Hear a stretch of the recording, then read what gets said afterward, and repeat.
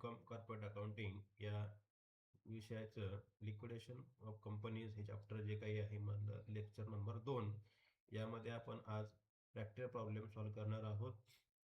Last लेक्चरमध्ये आपण त्याची थेअरी बघितली होती. ज्या विद्यार्थ्यांनी त्याचं थेअरीचं लेक्चर अटेंड केलं नसेल त्यांनी अगोदर थेअरीचं लेक्चर अटेंड करायचं आहे. म्हणजे थेअरी बेसिक आपण जे बघितलेलं आहे त्यामध्ये आपल्याला सर्व गोष्टी कळतील, म्हणजे आपल्याला प्रॉब्लेम सॉल्व्ह करताना कुठलीही अडचण येणार नाही. म्हणून विद्यार्थ्यांनी पहिला व्हिडिओसुद्धा बघायचा आहे. जे विद्यार्थी या चॅनलला नवीन असतील त्यांनी या ठिकाणी चॅनल सबस्क्राईब करायचं आहे आणि व्हिडिओ शेवटपर्यंत बघायचा आहे, कारण आपल्याला थोडेच दिवस शिल्लक काही पर्याय नाही आहे. थोडे व्हिडिओ लॉंग होत आहेत पण त्याला पर्याय नसल्यामुळे आपल्याला ते करावंच लागणार आहे, कारण की एक्झाम आता काही दिवसावरती येऊन ठेपलेली आहे. म्हणून सर्व विद्यार्थ्यांनी व्हिडिओ हा शेवटपर्यंत बघायचा आहे. आणि यामध्ये आपण लास्ट लेक्चरला काय बघितलं होतं की लिक्विडेशन म्हणजे काय, याचा मिनिंग काय आहे, याचं म्हणजे आपल्याला नेमकं काय करायचं आहे, तर असेट्स विकून काय करायचे आहेत, लायबिलिटीज पे करायचे आहेत. मग ऑर्डर ऑफ पेमेंट यासाठी महत्त्वाचं आहे. मग ऑर्डर ऑफ पेमेंट काय आहे, तर 1 ते 8 पर्यंत ऑर्डर ऑफ पेमेंट आहे. म्हणजे पेमेंट कसं करायचं, पहिले कोणाला करायचं हे आपण सांगितलेलं आहे. म्हणून जो फर्स्ट वाला व्हिडिओ आहे तो महत्त्वाचा असणार आहे, म्हणून सर्वांनी बघायचं आहे. आता आपण सुरू करणार आहोत प्रॅक्टिकल प्रॉब्लेम नंबर 1 करणार होतो. तर प्रॅक्टिकल प्रॉब्लेम बघा काय सांगितले त्यामध्ये. तर सुंदर limited Surat went into the voluntary liquidation on 31st March 2020 when its balance sheet was as under. मग बघा काय म्हटलं की सुरत लिमिटेड जे काही आहे, सुंदर लिमिटेड सुरतची, हिने काय केलं आहे, व्हॉलंटरी लिक्विडेशन केलेलं आहे आपल्या कंपनीचं 31 मार्च 2020ला. ज्या दिवशी लिक्विडेशन केलं त्या दिवशी कंपनीची बॅलन्स शीट कशी आहे तर खालीलप्रमाणे आहे. आता व्हॉट इज लिक्विडेशन आपण बघितलं होतं की लिक्विडेशन म्हणजे थोडक्यात काय झालंय, कंपनी बंद केली आहे, बरोबर. की स्वइच्छेने त्यांनी काय केले, आपली जी कंपनी होती तर ते 31 मार्चला बंद करण्याचा निर्णय घेतला, असा जे काही पहिलं वाक्य आहे किंवा फर्स्ट लाईन आहे त्याचा अर्थ होतो. म्हणून अर्थ समजून घेणं खूप महत्त्वाचं असतं. म्हणून लक्षात घ्यायचं की नेमकं काय झालंय. तर what is liquidation, liquidation means the winding up of the company. म्हणजे त्यांनी निर्णय काय घेतला की आपण आपली कंपनी जी आहे तर ती बंद करायची 31 मार्च 2020ला. बंद ज्या दिवशी करायची मग त्या दिवशी बॅलन्स शीट कशी आहे तर खालीलप्रमाणे आहे. शेअर कॅपिटल आहे, त्यामध्ये 2005%चे प्रेफरन्स शेअर्स आहे. एक शेअरचं व्हॅल्यू 100 रुपये आहे. त्याचबरोबर इक्विटी शेअर्स पण आहे 2500, तर पण शेअर्स व्हॅल्यू 100 रुपये एच एक आहे. म्हणजे असे 2 लाख रुपये प्रेफरन्स शेअर होल्डर्सला देणं आहे.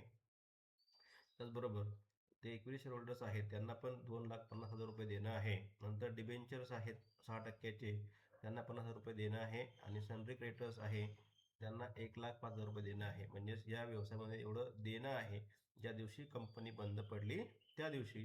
आणि त्या दिवशी त्या कंपनीकडे काय आहेत, ह्या असेट्स पण आहेत, बरोबर. काय आहेत तर असेट्स पण आहेत त्या कंपनीकडे त्या दिवशी ती कंपनी बंद पडली. आपल्याला काय करायचं, चॅप्टरमध्ये आपण सिंपल बघितलं होतं की एक कंपनी बंद जेव्हा होईल तेव्हा ॲज अ अकाउंटंट किंवा लिक्विडेटर्स आपलं काय कर्तव्य आहे, तर ह्या ज्या काही असेट्स आहेत तर त्या काय करायच्या आहेत, विकायच्या आहे सुरुवातीला. आणि असेट विकून काय करायचं आहे, ह्या ज्या काही लायबिलिटीज आहेत त्या पे करायच्या आहेत. पण जेव्हा आपण लायबिलिटी पे करणार आहोत तेव्हा आपण काय बघायचं आहे, ऑर्डर ऑफ पेमेंट बघायचं आहे. म्हणजेच ऑर्डर कुठला आहे की पहिलं कोणाला पेमेंट करायचं आहे हे आपल्याला बघून त्या ठिकाणी काय करायचे आहेत, हे जे काही साईड आहे ही पे करायची. एवढं सिंपल आणि सरळ चॅप्टर आहे. इकडे ज्या काही असेट्स आहेत त्या विकून आपल्याला कॅश मिळेल, म्हणजे लिक्विडेटर्स काय करेल, हे विकेल आणि कॅश मिळवेल. आणि कॅश मिळवून त्या ठिकाणी हे जे काही ही साईड आहे लायबिलिटी साईड, तर त्याचं तो पेमेंट त्या ठिकाणी करणार आहे. मग आता बघा आपल्याला बघून घेऊ की अटॅचमेंट काय काय सांगितलेले आहेत. मग बघा वरती बॅलन्स शीट दिली आहे आणि खाली आपल्याला काय दिलं आहे की ॲडजस्टमेंट काय सांगितले आहेत. मग बघा liquidators realise the asset as follows. म्हणजे लिक्विडेटर जो काही आहे त्यांना असेट्स खालीलप्रमाणे विकल्या. मग काय काय विकलं, प्लांट अँड मशिनरी विकली 2 लाख रुपयाला. स्टॉक जो आहे तर तो स्टॉक आपल्याला त्या ठिकाणी दिसतो आहे की 80,000 रुपयाला त्या ठिकाणी स्टॉक विकलेला आहे. डेटर्स जे आहेत तर ते 1 लाख रुपयाला त्या ठिकाणी त्याने विकलेले आहेत. ठीक आहे, म्हणजे आपल्याला एवढी कॅश त्या ठिकाणी मिळाली for the payment of liabilities. मग नंतर काय म्हटलंय तर expense of liquidation amount ₹3,900. Expense जो आहे तर तो किती हजार आहे, 3,900 रुपयाचा एक्सपेन्स आहे. नंतर liquidators remuneration was fix at ₹2% on all asset proceed and 2% amount distributed to unsecured creditors. काय म्हटलंय, रिम्युनरेशन जे काही आहे आपण बघितलं लिक्विडेटर्स काय करत असतो, ह्या सगळ्या गोष्टी करत असताना त्याला जे काही रिम्युनरेशन आहे तर ते मिळतं, मोबदला मिळत असतो. मग हा मोबदला मिळताना त्यांना कसा मिळणार आहे, तर दोन प्रकारे मिळणार आहे. एक तर फिक्स 2% मिळणार आहे, म्हणजे ज्यांना जेवढ्या रुपयाला असेट्स ते विकलेले आहेत, ह्या ज्या काही असेट्स त्यांना विकलेले आहेत, या विकलेल्या असेटवर त्याला काय मिळणार आहे, 2% जे काही कमिशन म्हटलं म्हटलं चालेल तर ते मिळणार आहे. त्याचबरोबर अजून 2% कशावरती मिळणार आहे, तर distributed to amount unsecured creditors, जे अनसेक्युअर्ड क्रेडिटर्स आहेत तर त्यावर त्याला त्या ठिकाणी काय मिळणार आहे, अजून 2% रक्कम जी काही आहे तर ती मिळणार आहे ॲज अ रिम्युनरेशन असं सांगितलेले आहे.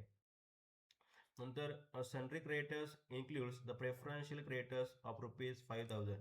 काय म्हटले, सन्ड्री क्रेडिटर्स म्हणजे कुठलं, हे सन्ड्री क्रेडिटर्स 1,05,000 रुपयाचे जे आहेत तर त्यामध्ये काय ॲड आहेत, तर ॲड आहेत प्रेफरन्शियल क्रेडिटर्स. आपण बघितलं काय असतं प्रेफरन्शियल क्रेडिटर्स लेक्चरला. तर हे जे प्रेफरन्शियल क्रेडिटर्स आहेत 5,000 रुपयाचे तर ते 1,05,000 मध्ये ॲड आहे असं तो म्हणतोय. ठीक आहे. नंतर preference shares dividend was paid up to 31st March 2018. Liquidators made all payments on 1st October 2020. मग काय म्हटलंय की प्रेफरन्स शेअर्सला डिव्हिडंड कधीपर्यंत पेड केलं आहे, तर 31 मार्च 2018 पर्यंत पेड केलेला आहे. म्हणजे याचा अर्थ काय झाला की डिव्हिडंड जो काही आहे प्रेफरन्स होल्डरचा एरियर्स आहे, थकबाकी आहे, आपल्याला तो पण त्या ठिकाणी काय करायचा आहे, पेड करायचा आहे. नंतर liquidators made all payments on 1st of October 2020. याचा अर्थ काय झाला की पेमेंट्स जे कधी केले आहे लिक्विडेटर्सने हे सगळे पेमेंट केले त्यांना 1 ऑक्टोबरला.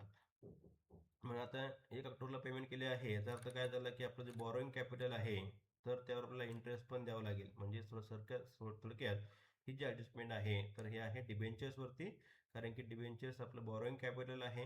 आणि आपण काय म्हटलंय की 31 मार्चला व्यवसाय बंद झाला आहे, बरोबर. 31 मार्चला जर व्यवसाय बंद झाला असेल तर आपण इथपर्यंत आपलं बॅलन्स शीट आहे, पण पुढे मात्र 31 मार्चला पेमेंट झालं का, नाही पेमेंट झालंय. याचा अर्थ काय होतो आहे की 20पर्यंत पेमेंट केलं आहे ऑक्टोबरच्या, तर 6 महिने डिले झाले पेमेंटला जर डिले झाला असेल तर आपल्याला काय करावं लागेल, डिलेचं जे काही इंटरेस्ट आहे ते पण द्यावं लागेल. म्हणजे जेव्हा जेव्हा अशी ॲडजस्टमेंट येईल तर तेव्हा आपल्याला काय लक्षात द्यायचं आहे की हे डिबेंचर्सवर असलेली ॲडजस्टमेंट आहे.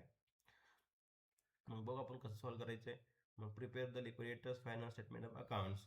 मग अशा प्रकारचा फॉर्मॅट असणार आहे. Liquidators finance statement of accounts of the winding up, जी काही कंपनी असेल तिचं नाव लिहायचं आहे. इथं सुंदर लिमिटेड आहे म्हणून सुंदर limited Surat in voluntary liquidated on 31st March 2020. ठीक आहे, असं फॉर्मॅट तयार करायचं आहे. रिसिप्ट साईट, नंतर एस्टिमेटेड व्हॅल्यू, रिलायझेबल व्हॅल्यू किंवा रिलायज व्हॅल्यू, नंतर पेमेंट्स, अमाऊंट. आता याचा दोघांचा अर्थ काय आहे, थोडक्यात ते बुक व्हॅल्यू ते लिहायचे, म्हणजे कितीचं होतं, कितीला विकलं, इथं कितीला विकलं, इथं कितीचं होतं बुक व्हॅल्यू ते लिहायचं आहे. मग फर्स्ट काय करायचं, आपल्याला ओपनिंग बॅलन्स घ्यायचं आहे. म्हणजेच हे बघा रिसिप्ट साईट आपण काय बघितलं लास्ट लेक्चरला, इथं काय येणार आहे, तर जे काही कॅश असेल, रिसिप्ट असेल तर ते कुठं येईल, रिसिप्ट साईटला येईल. आणि जे पेमेंट करणार आहे आपण ते जाईल पेमेंट साईटला. अशा दोन साईट या ठिकाणी असणार आहेत. मग फर्स्ट रिसिप्ट साईट आपल्याला काय बघायचं आहे की आपल्याकडे किती कॅश अवेलेबल आहे. आपल्याला हे जे पेमेंट करायचे आहेत या पेमेंट करण्यासाठी आपल्याकडे कॅश किती अवेलेबल आहे हे बघायचं. मग फर्स्ट कॅश कुठं असतं, आपल्याकडं ऑलरेडी काही जर कॅश बॅलन्स असेल तर ते किती आहे हे बघायचं आहे. मग हे कुठं असतं, हे असतं बॅलन्स शीटला. मग बघायचं बॅलन्स शीटला आपल्याला दिसेल कॅश ॲट बँक 52,000. मग हे जे कॅश ॲट बँक आहे सुरुवातीचं पद घ्यायचं आहे, तर म्हणायचं to opening balance at bank 52,000. ठीक आहे. नंतर लिहायचं to amount realise on sales of asset, म्हणजे लिक्विडेशन जे पेमेंट असेट्स केलं आहे, विकलेले आहेत, तर त्या असेट्स विकल्यानंतर इथं घ्यायचे आहेत पहिल्यांदा. मग त्या लिहायचं to amount realise on sales of asset. मग काय काय विकलं आहे ते बघायचं आहे. मग बघायचं गेलं आहे प्लॅन्ट अँड मशिनरी विकली आहे 2,00,000 रुपयाला. म्हणून बघा इथं घेतलं प्लॅन्ट अँड मशिनरी 280ची होती. बघा पहिलं जे कितीची होती, 280ची होती, तर ती विकली कितीला, 2,00,000 रुपयाला. म्हणून इथं 280, इथे 2,00,000 विकलेलं व्हॅल्यू इथे घ्यायचं आणि असलेली व्हॅल्यू इथं घ्यायचं आहे. तसं स्टॉक डेटर्सचं पण करून घ्यायचं आहे. बघा स्टॉक कितीला विकला आहे, 80,000ला विकला आहे. डेटर्स 1,00,000ला विकला आहे. मग 80,000 1,00,000, त्याचं व्हॅल्यू किती होतं, 1,30,000, 1,20,000. ठीक आहे, हे झालं. आपल्याला कॅश मिळाली. आता कॅश मिळाल्यानंतर आपल्याला काय करायचं आहे, पेमेंट्स करायचे आहेत. पेमेंट करताना मग काय लक्षात घ्यायचं आहे, ऑर्डर ऑफ पेमेंट्स. आपण लास्ट लेक्चरला बघितलं आहे ऑर्डर ऑफ पेमेंट काय आहे. तर तो ऑर्डर पेमेंट जो असेल तो आपल्याला काय करायचा इथे लक्षात ठेवायचं आहे. मग काय ऑर्डर पेमेंट होतं पहिलं होतं लिगल चार्जेस किंवा लिगल एक्सपेन्स. मग या प्रॉब्लेममध्ये लिगल एक्सपेन्स दिलाय का नाही, मग तो स्किप करायचा. पुढचा प्रॉब्लेम पुढचा जो सिक्वेन्स आहे तर तो बघायचा काय होता, बाय लिक्विडेटर्स रिम्युनरेशन. मग इथे लिहायचं बाय लिक्विडेटर्स रिम्युनरेशन, कारण की लिगल एक्सपेन्स नाहीये म्हणून त्याच्या पुढचा जो सिक्वेन्स आहे तो घ्यायचा. मग लिक्विडेटर्स रिम्युनरेशन सांगितलं आपल्याला किती प्रकार दिले, 2 प्रकार दिले. मग फर्स्ट काय सांगितलं आहे तर आपल्याला बघायचं, मग इथे बघायचं काय सांगितले दिलेलं असतं. The liquidators remuneration was fix at ₹2% on sales proceed. म्हणजे त्यानं जेवढ्या रुपयाला सेल्स केलं आहे असेट्स तेवढ्या रुपयावर त्याला काय मिळणार आहे, 2% रक्कम मिळणार आहे. मग बघा किती रुपयाला विकले त्यानं असेट्स, बघा 2 लाखाला काय विकलंय, मशिनरी विकलंय. स्टॉक 80,000ला विकलंय. डेटर्स 1,00,000 रुपयाला विकलंय. म्हणजेच 2 आणि 1 3 3 80 बरोबर.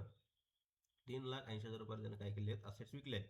मग बघा इथं घेतलंय 2% ऑन 3,80,000, म्हणजे 2% कशावर दिलं आहे तर 3,80,000 रुपयावर त्याला दिलंय.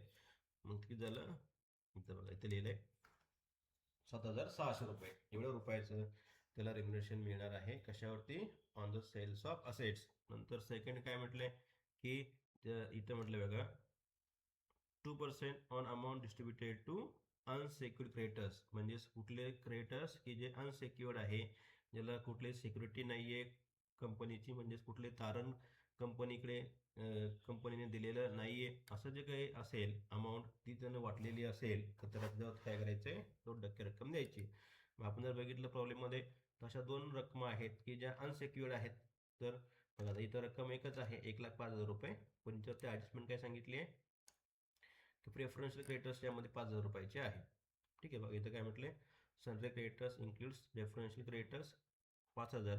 आता आपण डायरेक्ट 1,05,000 पण 2% देऊ शकतो, कारण की हे सगळे कसे आहेत, अनसेक्युअर्ड क्रेडिटर्स आहेत ना. 1,05,000 रुपये म्हणजे प्रेफरन्शियल पण असतील पण ते पण अनसेक्युअर्डच आहेत, बरोबर आहे. पण डायरेक्ट 1,05,000 रुपये देता काय करायचं आहे, दोन्ही वेगवेगळे दाखवायचे आहेत.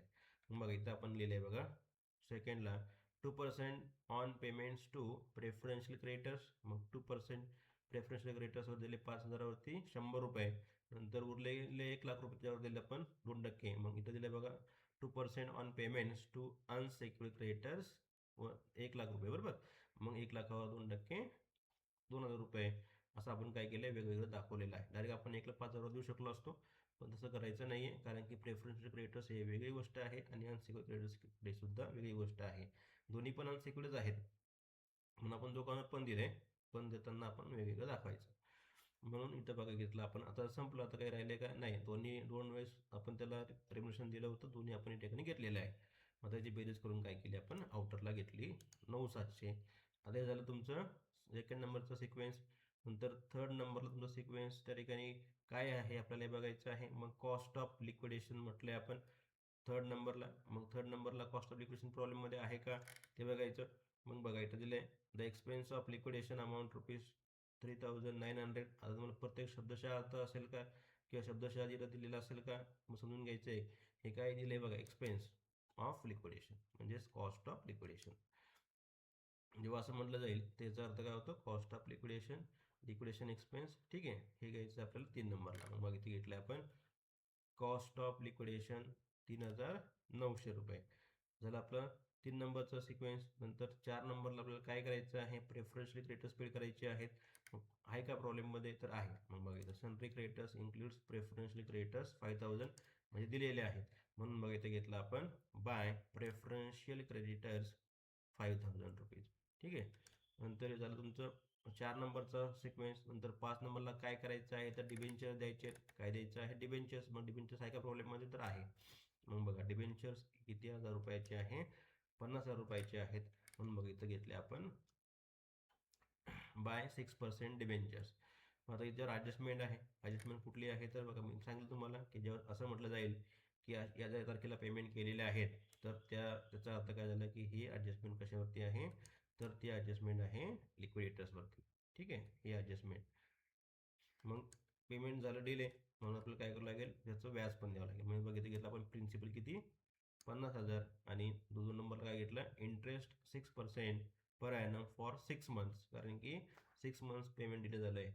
मग टिल द ऑक्टोबर पेमेंट त्याला आपल्याला काय करायचं आहे, इंटरेस्ट द्यायचं आहे. किती पर्सेंट द्यायचं इंटरेस्ट द्यायचं आहे, 6% इंटरेस्ट द्यायचं आहे. ठीक आहे. मग 6% इंटरेस्ट जर आपण काढलं 50,000वरती तर ते किती येईल, 12 महिन्याचं 3,000 रुपये येईल. बरोबर आहे.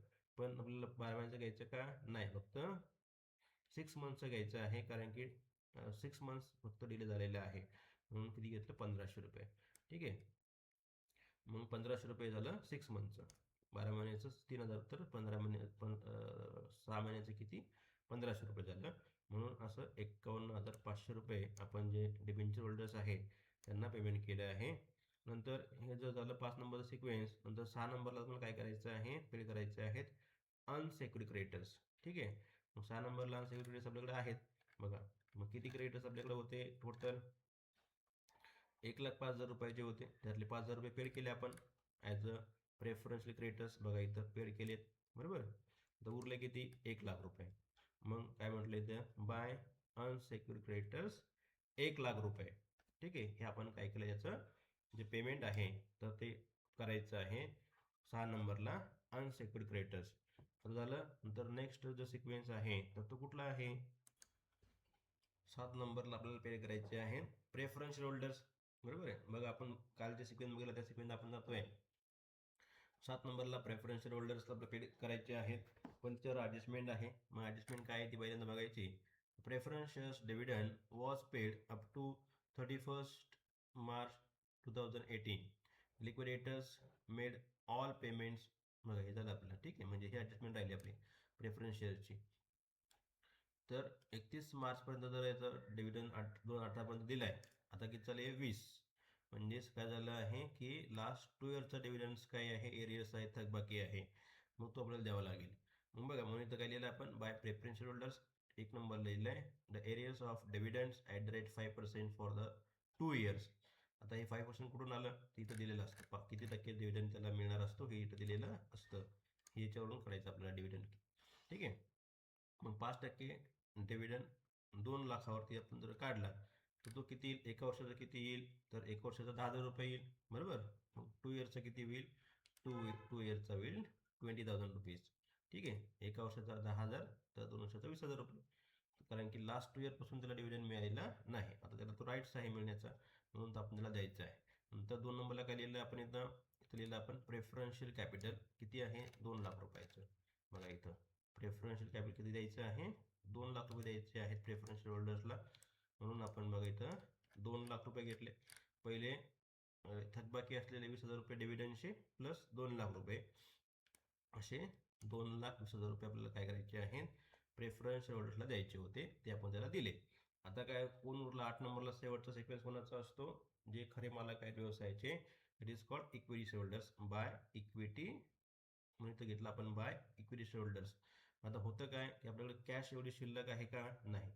कॅश किती होती, 4,32,000. 4,32,000 मधनं आपण काय केलं, हे सगळे पेमेंट्स केले आहेत. मग काय करायचं, यामधनं ही पेमेंट साईट जी काही आहे तर ती मायनस करायची. जर आपण ती मायनस केल्यानंतर आपल्याला किती लक्षात येईल की शिल्लक कॅश किती आहे, तर शिल्लक कॅश एवढी राहिली 41,900. किती राहिली, 41,900. 4,32,000 मधनं हे जे पेमेंट्स आहेत आपण केलेले सगळे मायनस केले, तर आपल्याला दिसून आलं की किती कॅश शिल्लक आहे, तर 41,900. आता जेवढी कॅश शिल्लक असेल तेवढीच कॅश जे काही आहे तर ती जे इक्विटी होल्डर्स आहेत त्यांना मिळते.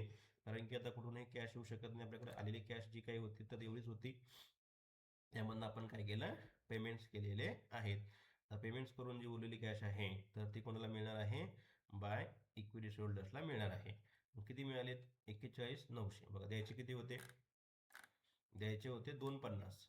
पण देऊ शकलो का आपण, नाही देऊ शकत. म्हणून आपल्याला यांना बाकीचा लॉस सांगावा लागेल, कारण की अल्टिमेटली ते कोण आहेत, तर व्यवसायाचे खरे मालक असतात. त्यांना तो लॉस सांगावा लागेल. मग इथं काय करायचं आहे, मग एका शेअरहोल्डरला किती मिळाले हे दाखवायचं आहे.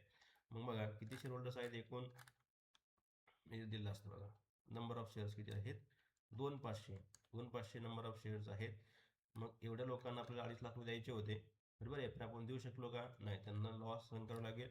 मग एकाला किती दिले आपण, हे जर कळायचं कसं करायचं, बघितलं दिलं 41,900 भागिले 2,500 शेअर्स आहेत म्हणून नंबर ऑफ शेअर्स. जर आपण केलं तर किती येईल, 16.76 पर शेअर आपण काय केले, कॅश त्यांना देऊ शकलो. बाकी त्यांना लॉस सहन करावं लागेल. म्हणजेच असे 41,900 रुपये आपण त्या ठिकाणी त्यांना दिलेत. अशा प्रकारे आपण हा प्रॉब्लेम काय करतो, टॅली करतोय किंवा क्लोज करतो आहे. एवढं सरळ आणि सिंपल हे चॅप्टर आहे. खूप सोपं आहे. फक्त लक्ष द्यायची गरज आहे.